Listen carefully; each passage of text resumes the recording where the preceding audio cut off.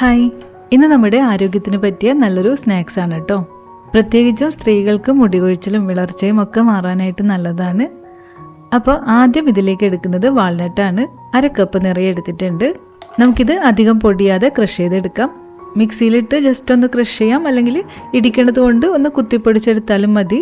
അപ്പോൾ ഇതുപോലെ ക്രഷ് ആയിട്ടുണ്ട്. ഒരു പ്ലേറ്റിലേക്ക് മാറ്റാം. ഇതുപോലെ 1/2 കപ്പ് ബദാമും ക്രഷ് ചെയ്തിട്ട് എടുക്കാം. ഇതും 1 സെക്കൻഡ് കറക്കിയെടുക്കാനേ പാടുള്ളൂ, അധികം പൊടിയരുത്. ബദാം നുറുക്കിയതും പ്ലേറ്റിലേക്ക് മാറ്റാം.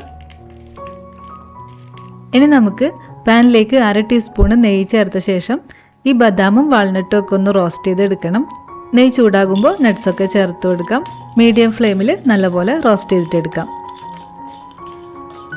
നെയ്യിലൊന്ന് റോസ്റ്റായ ശേഷം നമുക്കിത് പാനിൽ നിന്ന് വേറെ പ്ലേറ്റിലേക്ക് മാറ്റി വയ്ക്കാം കേട്ടോ. ഇനി എടുക്കാനുള്ള നട്ട്സ് 1/4 കപ്പ് വെച്ചിട്ടാണ് എടുക്കുന്നത്. 1/4 കപ്പ് കാഷ്യൂ നട്ട് ഒന്ന് ക്രഷ് ചെയ്തിട്ട് എടുക്കാം. അടുത്തതായിട്ട് 1/4 കപ്പ് പിസ്ത ചേർത്ത് കൊടുക്കാം. ഇത് സൺഫ്ലവർ സീഡാണ്. ഇതും 1/4 കപ്പ് എടുത്തിട്ടുണ്ട്. എല്ലാം 1 സെക്കൻഡ് നേരത്തേക്ക് പൊടിച്ചാൽ മതി. പിന്നെ എടുക്കുന്നത് 1/4 കപ്പ് പംകിൻ സീഡാണ്. മത്തങ്ങ കുരുവാണ് കേട്ടോ. ഇതുപോലെ നട്ട്സൊക്കെ ഒന്ന് മിക്സ് ചെയ്തിട്ടുണ്ട്. സെയിം രീതിയിൽ തന്നെ നമുക്ക് ആദ്യം 1/2 ടീസ്പൂൺ നെയ്യ് ചേർത്തിട്ടൊന്ന് ചൂടാക്കാം. എന്നിട്ട് ഈ നട്ട്സൊക്കെ നെയ്യിൽ റോസ്റ്റ് ചെയ്തെടുക്കാം. ഇതും നല്ലപോലെ റോസ്റ്റായ ശേഷം പ്ലേറ്റിലേക്ക് മാറ്റാം. ഇനി വേണ്ടത് 1/2 കപ്പ് വെളുത്ത എള്ളാണ്.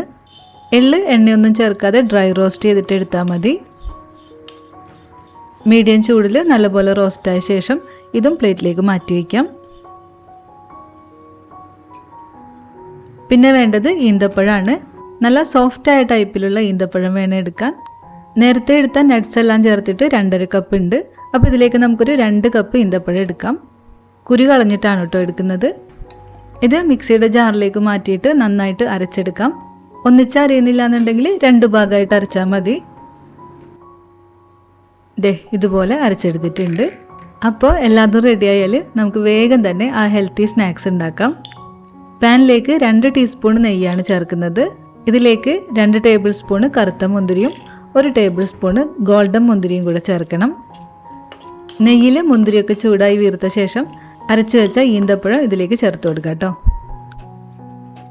ചെറിയ തീയിൽ നന്നായിട്ട് മിക്സ് ചെയ്തെടുക്കണം. ഈന്തപ്പഴം നല്ല സോഫ്റ്റ് ആയിട്ട് വരും.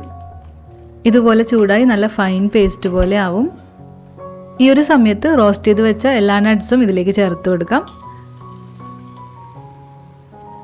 നന്നായിട്ട് മിക്സ് ചെയ്തെടുക്കണം. ഈന്തപ്പഴവും നട്ട്സും ഒക്കെ ഒരുപോലെ മിക്സായി വരണം. എല്ലാം യോജിച്ച് കഴിയുമ്പോൾ ഫ്ലെയിം ഓഫ് ചെയ്തിട്ട് സ്റ്റൗവിൽ നിന്ന് മാറ്റാം. ചെറിയ ചൂടോടെ തന്നെ ഇതിൽ നിന്ന് അല്പം എടുത്തിട്ട് ഷേപ്പ് ചെയ്യാം കേട്ടോ.